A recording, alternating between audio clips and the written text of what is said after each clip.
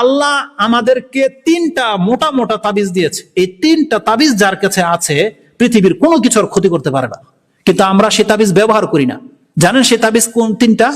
সূরা ফালাক, ইখলাস এবং নাস, এই তিনটাকে তাবিজ মুইজাত বলা হয়েছে।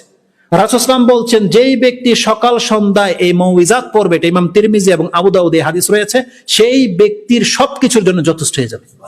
তার মানে কোনো কিছু ওকে ক্ষতি করতে পারবে না। রাসূল সাল্লাল্লাহু আলাইহি ওয়াসাল্লামকে কত বড় জাদু করা হয়েছিল, এই শুধু সূরা ফালাক আর নাস পড়ে খুলে খুলে সব সাফ হয়ে গেছে। আর আমাদেরকে আগে এটা পড়তে বলা হয়েছে যাতে কোনো জাদু আপনাকে অ্যাটাক করতে না পারে। কিন্তু কয়জন ব্যক্তি বলতে পারবেন যে সকালে 3 বার এবং সন্ধ্যায় 3 বার আমরা পড়ি? এটা আমাদের সন্তানদেরকে এটা শিক্ষা দিয়েছি। এই বাচ্চাদেরকে জিজ্ঞেস করলে পারবে না হয়তো এই সূরাগুলো। তো এটা দায়িত্ব, এটা কাদের দোষ? আমাদের দোষ। এজন্য আমাদেরকে কোরআনের উপর আমল করতে হবে। আয়াতুল কুরসির মতন আয়াত থাকতে আপনার পকেটে, এটা আপনি সিনায় ঢুকাচ্ছেন না, এটা দোষটা কার?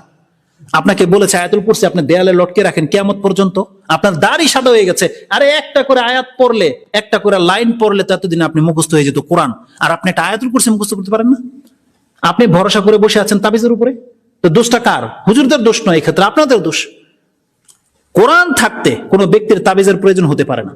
একান্ত যেই ব্যক্তি হতভাগা সেই কেবল এই রাস্তা ধরতে পারে, কিন্তু যারা জ্ঞানী, যারা কল্যাণের পথে আছে, তাদের জন্য কোরআন যথেষ্ট। পুরো কোরআনের কথাও বলা হয়নি, শুধুমাত্র সূরা ইখলাস, ফালাক, নাস। কত সেনসিটিভ কথা, এটাও আমাদেরকে বুঝে আসে না।